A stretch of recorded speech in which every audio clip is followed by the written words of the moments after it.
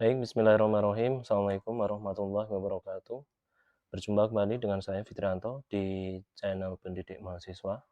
Untuk hari ini atau di video kali ini saya akan membahas mengenai pembahasan di mata kuliah pengantar ekonomi di eh, permasalahan uang dan lembaga keuangan. Seperti yang sudah kita pelajari di minggu yang lalu atau di pekan yang lalu yang kita pelajari di kelas. Maka untuk pendalaman materi ini saya ulangi kembali pada video kali ini. Kita langsung masuk ke slide yang pertama terkait materi uang dan lembaga keuangan. Pembahasan pertama akan membahas mengenai uang. Nah, uang adalah suatu yang diterima masyarakat sebagai alat tukar, sebagai transaksi yang sah dalam kegiatan ekonomi. Pada dasarnya, untuk uang berdasarkan dari jenis bahan yang digunakan atau jenis bahan pembuatnya, uang dapat dibagi atau dibedakan menjadi dua. Yang pertama adalah uang fiat atau fiat money, yang kedua adalah uang komoditas. Uang fiat atau fiat money adalah alat yang diterima sebagai uang, namun nilai nominal uang tersebut jumlahnya lebih rendah daripada komoditas itu sendiri.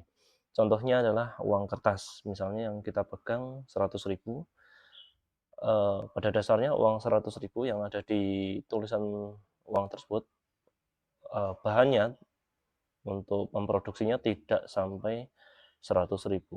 Dan jenis uang yang lainnya, ya, misalnya di uang dolar ataupun uang yang lainnya yang berbentuk kertas, yang nominal pembuatannya tidak lebih tinggi daripada nilai uang tersebut, disebut dengan uang fiat.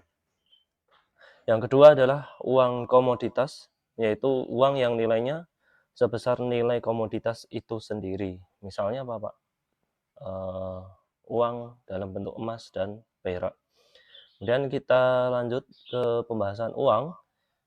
Terkait dengan fungsi uang, ini ada beberapa fungsi yang saya tampilkan. Yang pertama, fungsi uang sebagai satuan hitung atau unit of account, yaitu uang dapat memberikan harga suatu komoditas berdasarkan satuan ukuran yang umum.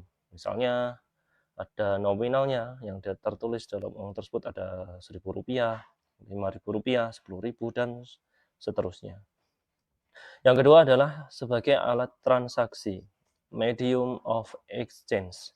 Untuk dijadikan sebagai alat tukar, uang harus dapat diterima atau dapat dipercaya masyarakat terlebih dahulu.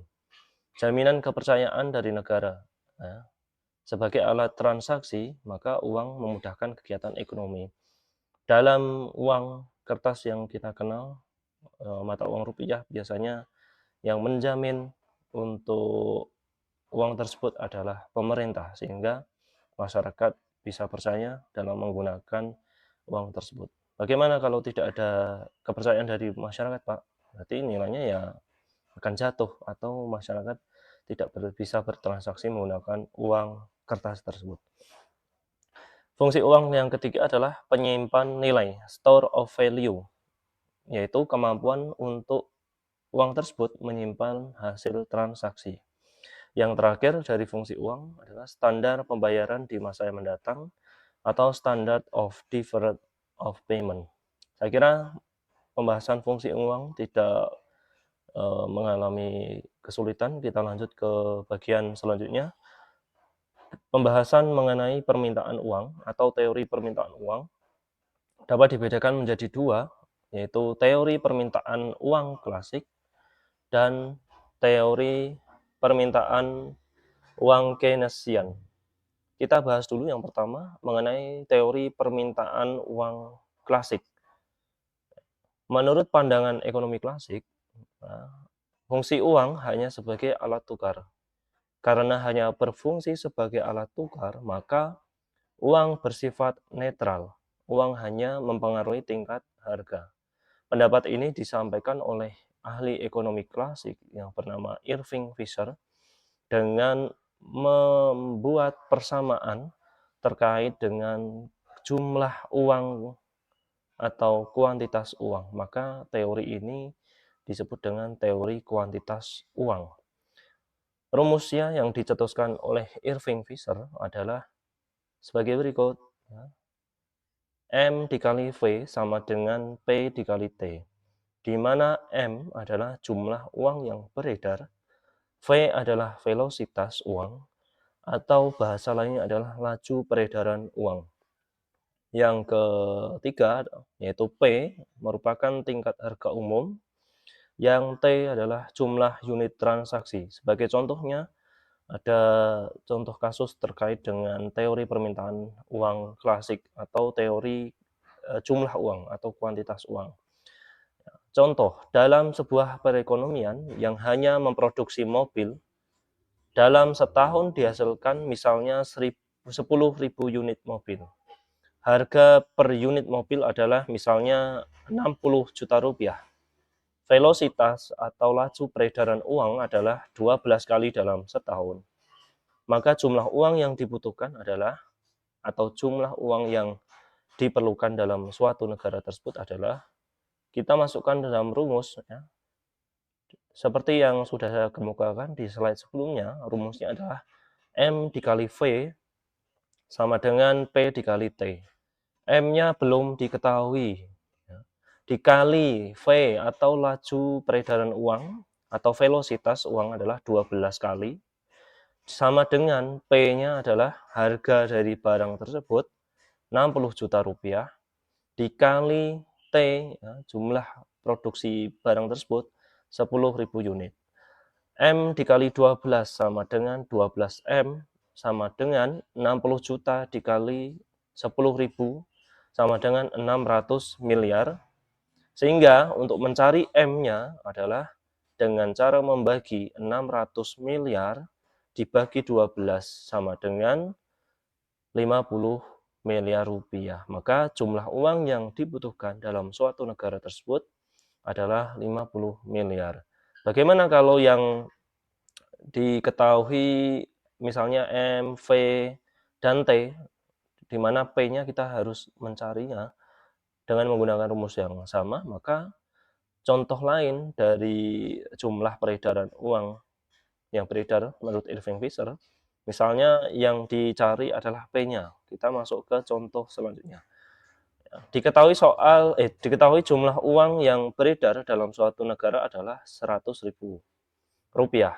Laju peredaran uang sebanyak 5 kali atau velositasnya. Jumlah barang yang terjual sebanyak 4.000 unit. Tentukan harga. Harga adalah P, berarti kita nyari P. Nah, maka kita masukkan rumus dulu.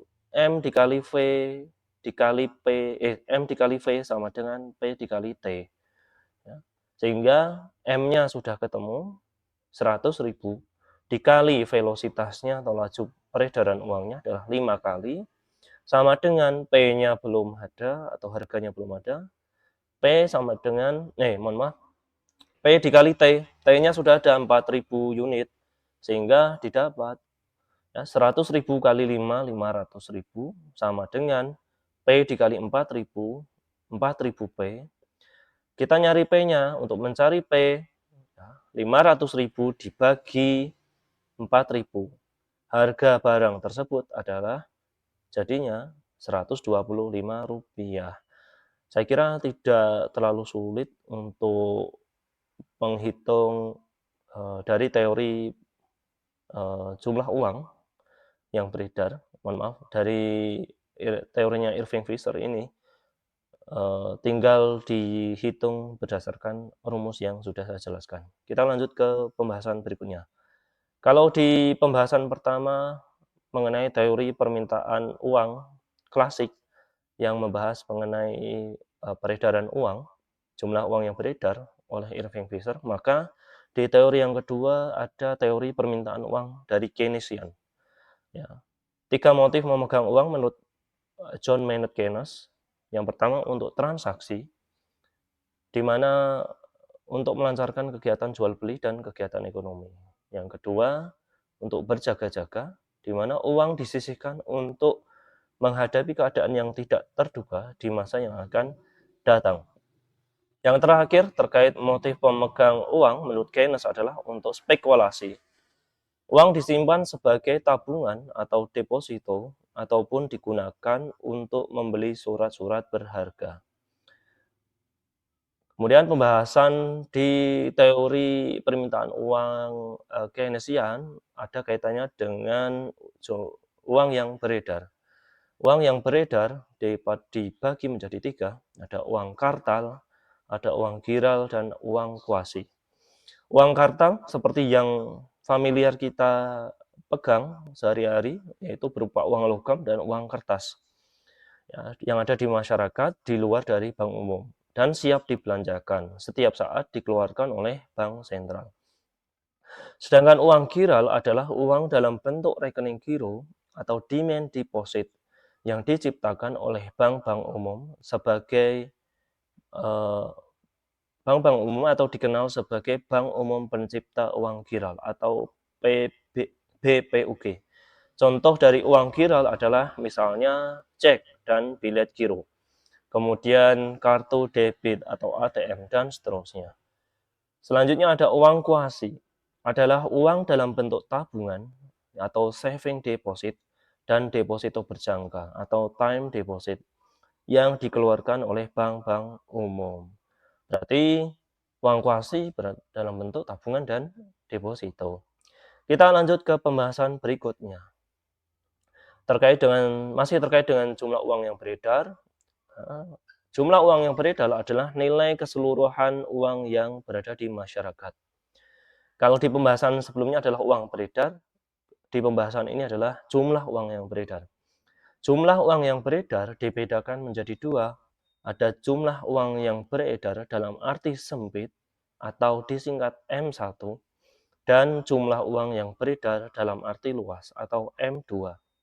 Jumlah uang yang beredar dalam arti sempit M1 terdiri dari uang giral dan uang kartal atau uang kartal dan uang giral, sehingga untuk mencarinya cukup menjumlahkan uang beredar dalam arti sempit ya, menjumlahkan uang kartal, uang kertas, dan uang logam ditambah dengan uang giral berupa cek dan bilet giro. Sedangkan untuk menghitung jumlah uang yang beredar dalam arti luas, ini terdiri dari uang arti sempit atau M1 ditambah dengan deposito berjangka atau time deposit. Sehingga rumusnya untuk mencari jumlah uang beredar dalam arti luas atau M2 sama dengan M1 ditambah QM.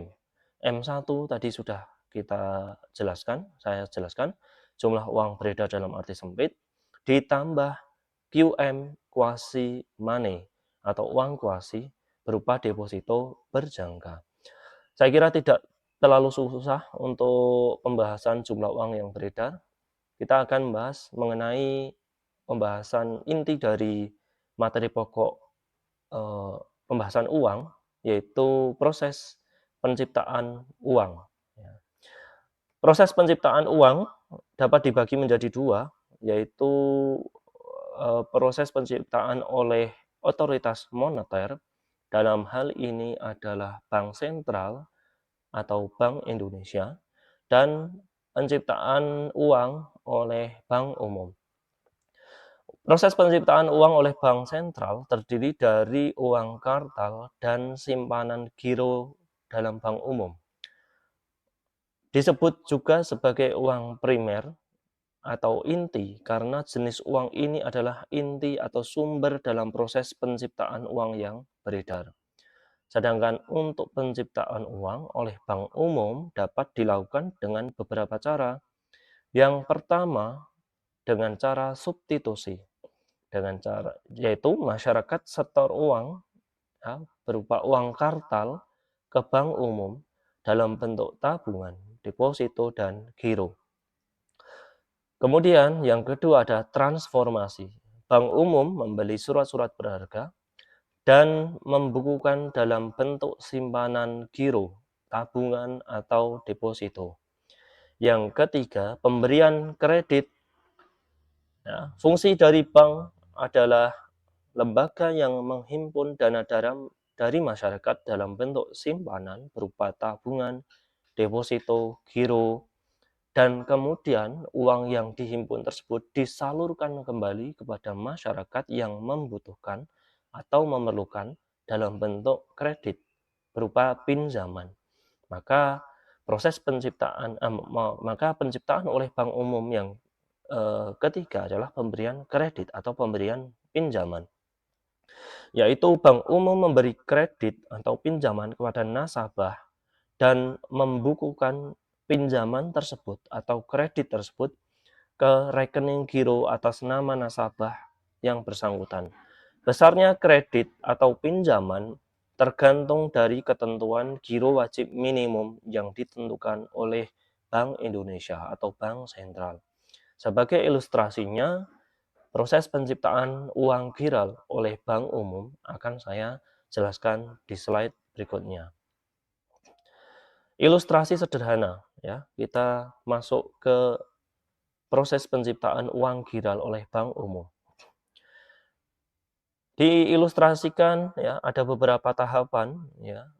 Yang tahap pertama ini adalah tahap mula-mula yang dilakukan oleh bank pertama. Misalnya bank pertama menerima deposito sebesar Rp1.000. Deposito tersebut kemudian akan meningkatkan liabilitas kewajiban dari bank yang pertama tersebut sebesar Rp1.000. Liabilitas atau kewajiban itu apa sih, Pak?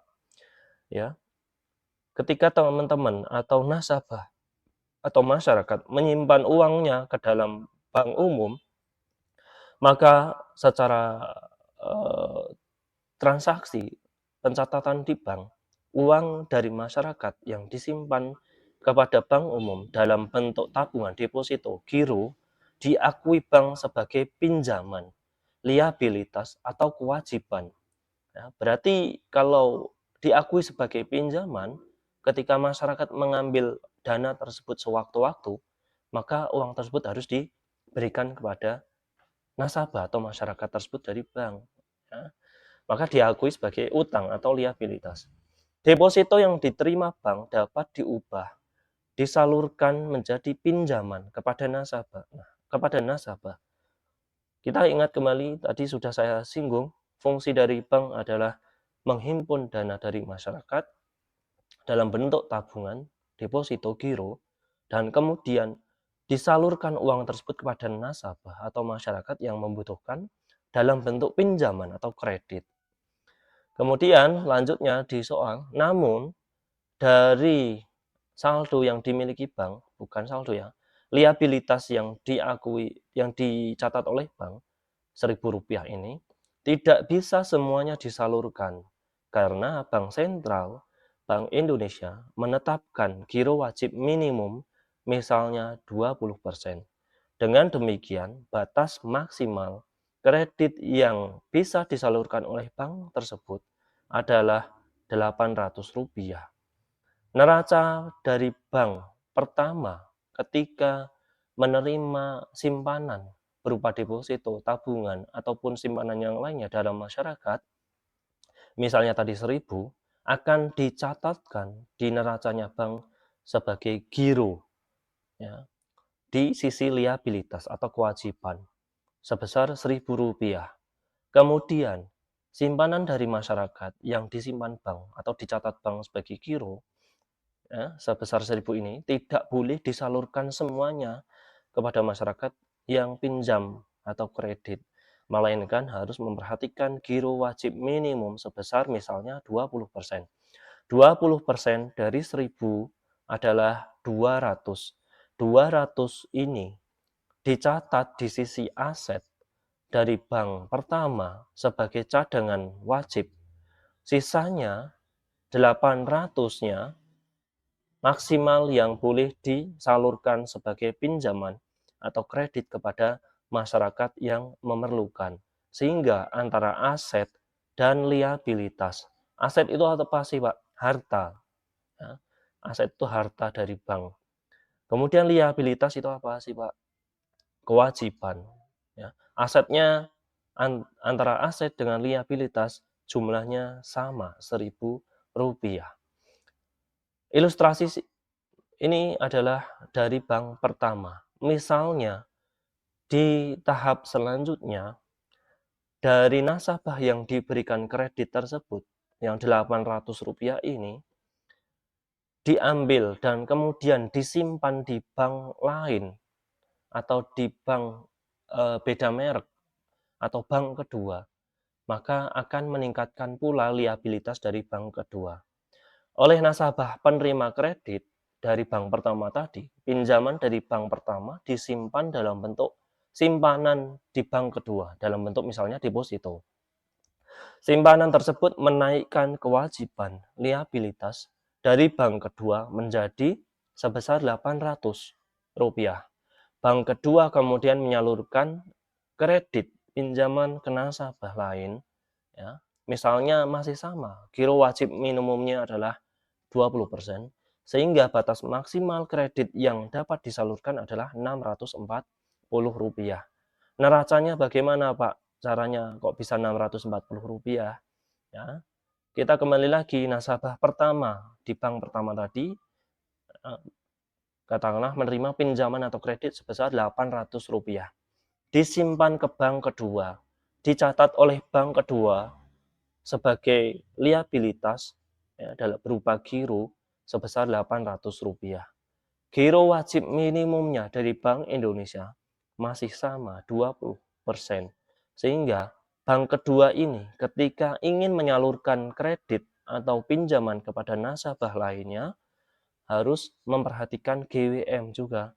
Rp800 dikali 20%, maka pada sisi aset di bank kedua, di bagian cadangan wajibnya sejumlah 160.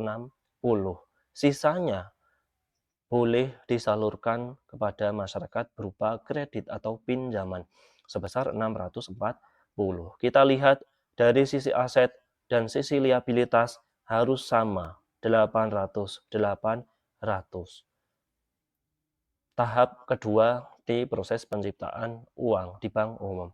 Misalnya lagi, saya ilustrasikan, di bank kedua ini, nasabah yang pinjam di bank kedua, katakanlah menerima pinjaman atau kredit, lalu menyimpan uang tersebut kepada bank lain, katakanlah di sini adalah bank ketiga, maka kasusnya juga sama, akan meningkatkan liabilitas ke bank ketiga seperti di kasus yang pertama dan kedua tadi.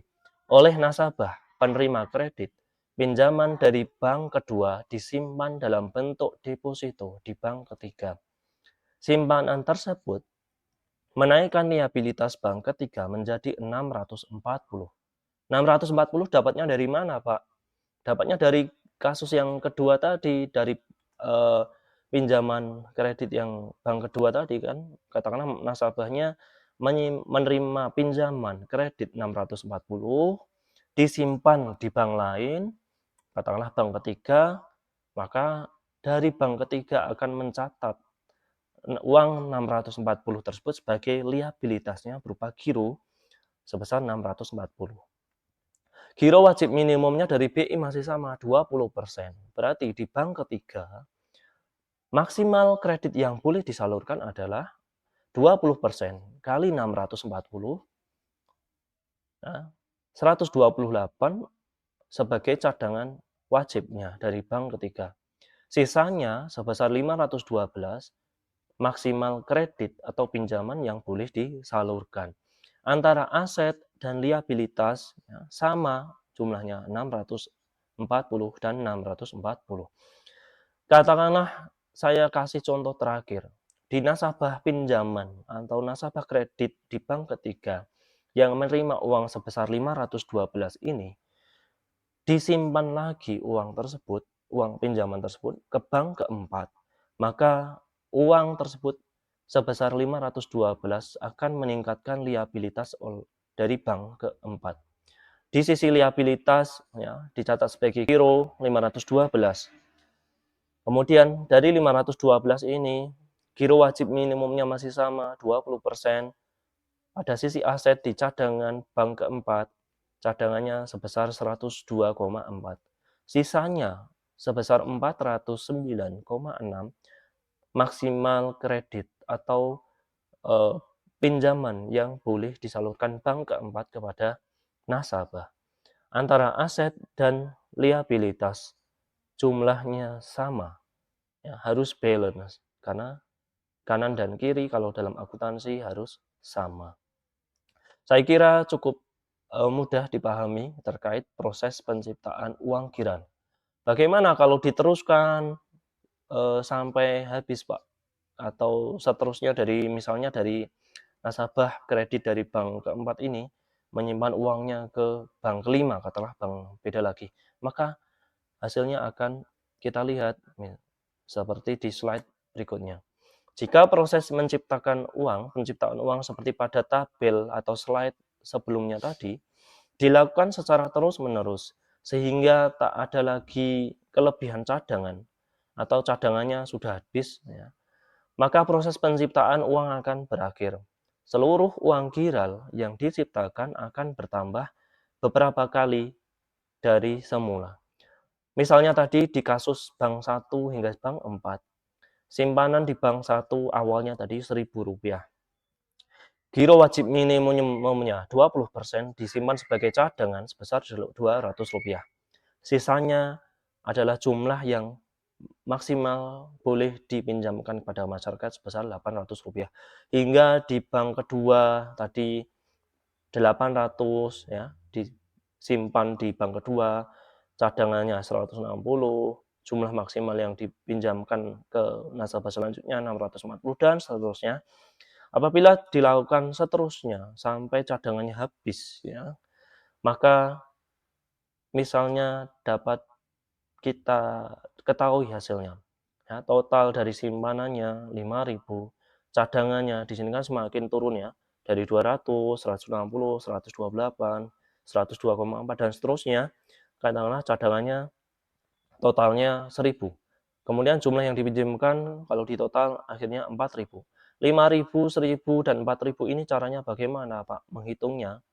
Maka dibuatlah rumus untuk proses penciptaan penambahan simpanan, cadangan, dan jumlah uang yang dipinjamkan dengan rumus seperti berikut. Berdasarkan tabel pada slide sebelumnya, nilai-nilai penambahan uang giral, penambahan cadangan, dan penambahan pinjaman dapat dihitung dengan menggunakan persamaan atau rumus, yaitu D sama dengan S dibagi R. D adalah jumlah nilai uang giral, cadangan, kelebihan cadangan, atau jumlah uang yang dipinjamkan yang akan terwujud dalam proses penciptaan uang. S adalah uang giral, berupa uang cadangan, kelebihan cadangan, atau jumlah uang yang dipinjamkan yang mula-mula diciptakan. Yang mula-mula diciptakan kalau kasus yang tadi adalah uang awalnya tadi kan Rp1.000, kemudian cadangannya 200, kemudian jumlah uang yang dipinjamkan adalah 800. Sedangkan R, bagian atau dalam persen uang giral yang harus tetap ditahan. Bahasa lainnya adalah giro wajib minimumnya itu untuk mencari R. Maka untuk menghitung penambahan uang giral, penambahan cadangan, dan penambahan pinjaman dari kasus-kasus yang sudah kita pelajari tadi, maka untuk penambahan uang giral, uang mula-mulanya tadi adalah 1.000, kemudian dibagi R, R-nya berapa, Pak? Giro wajib minimumnya adalah 20%. 20% kalau ditulis desimal adalah 0,2. 1.000 dibagi 0,2 sama dengan 5.000. Kemudian penambahan cadangan. Cadangan yang mula-mula awal tadi di bank pertama, ya, 20% kali 1.000 adalah 200. Cadangannya ini kan dicatat di neracanya tadi 200. Dibagi R-nya sama, ya, 20% atau 0,2 sama dengan 1.000. Lalu yang terakhir untuk menghitung penambahan pinjaman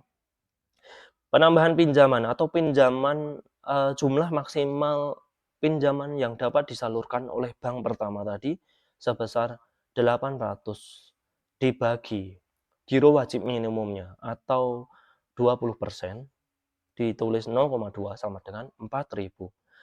Sehingga dapat disimpulkan penambahan uang giral adalah 5.000, penambahan cadangan 1.000, penambahan pinjaman adalah 4.000. Penambahan cadangan dan penambahan pinjaman sama dengan jumlah penambahan uang giral. 1.000 ditambah 4.000 sama dengan 5.000. Contohnya atau buktinya seperti yang sudah saya tulis di slide sebelumnya. Ya, di sini simpanannya 5.000, cadangannya 1.000, dan jumlah yang dipinjamkan 4.000. Saya kira tidak terlalu susah untuk memahami proses penciptaan uang giral di pembahasan kali ini. Kemudian untuk latihan soalnya, di sini ada latihan soal yang teman-teman bisa kerjakan baik di kelas ataupun nanti akan saya tugaskan. Baik, kita langsung masuk ke pembahasan yang selanjutnya terkait dengan lembaga keuangan. Saya singkat saja, waktunya sudah lumayan lama di video kali ini. Lembaga keuangan ini hanya teori. Ya, secara ekonomi, lembaga keuangan adalah lembaga yang kegiatan utamanya menghimpun dan menyalurkan dana dengan motif mendapatkan keuntungan. Dibagi menjadi kedua lembaga keuangan, ada bank dan non-bank. Bank adalah badan usaha yang menghimpun dana dari masyarakat dalam bentuk simpanan, yaitu tabungan, deposito, dan giro, dan kemudian menyalurkannya kepada masyarakat dalam bentuk kredit atau bentuk-bentuk lainnya menurut Undang-Undang Nomor 10 Tahun 98. Kita lanjut, klasifikasi bank menurut Undang-Undang Nomor 10 Tahun 98 ada bank umum, yaitu bank yang melaksanakan kegiatan usaha secara konvensional atau berdasarkan prinsip syariah yang dalam kegiatannya memberi jasa dalam lalu lintas pembayaran. Kemudian ada BPR, bank yang melaksanakan kegiatan usaha yang secara konvensional atau berdasarkan prinsip syariah yang dalam kegiatannya tidak dapat memberikan jasa dalam lalu lintas pembayaran. Ini bedanya antara bank umum dan BPR. Bank umum bisa melayani lalu lintas pembayaran, BPR tidak bisa melayani lalu lintas pembayaran. Lalu lintas pembayaran itu apa sih, Pak? Misalnya Anda transfer dari bank umum, misalnya BRI ke BCA, BRI ke Mandiri. Itu adalah salah satu contoh lalu lintas pembayaran atau transaksi cek, biliet giro. Nah, di bank BPR ini tidak bisa melakukan hal tersebut. Kemudian seiring berjalannya waktu muncul lembaga keuangan yang berpedoman pada prinsip syariah, misalnya bank syariah. Adalah bank yang dalam menjalankan kegiatan usaha berdasarkan prinsip syariah atau hukum Islam seperti keadilan dan keseimbangan, kemaslahatan, universalisme, dan tidak mengandung riba, gharar, maisir, zolim, dan objek lain yang haram adalah undang-undang menurut Undang-Undang Nomor 21 Tahun 2008. Sedangkan lembaga keuangan non-bank adalah lembaga keuangan yang tidak diizinkan menghimpun dana dalam bentuk tabungan, giro, deposito, dan sejenisnya. Kegiatan pengumpulan dana dilakukan dengan cara mengeluarkan surat berharga dan menyalurkannya untuk membiayai kegiatan investasi dan atau konsumsi individu perusahaan. Contoh dari lembaga keuangan non-bank adalah perusahaan asuransi, dana pensiun, kemudian perusahaan investasi, perusahaan finansial teknologi, dan seterusnya. Ya, mungkin cukup sekian materi di pertemuan atau pembahasan di ke-12 kali ini. Semoga bermanfaat dari teman-teman semuanya. Terus belajar, belajar, dan belajar. Kita jumpa lagi di video selanjutnya, video yang lainnya dengan pembahasan yang terbaru. Terima kasih. Kita jumpa lagi di lain kesempatan. Assalamualaikum warahmatullahi wabarakatuh.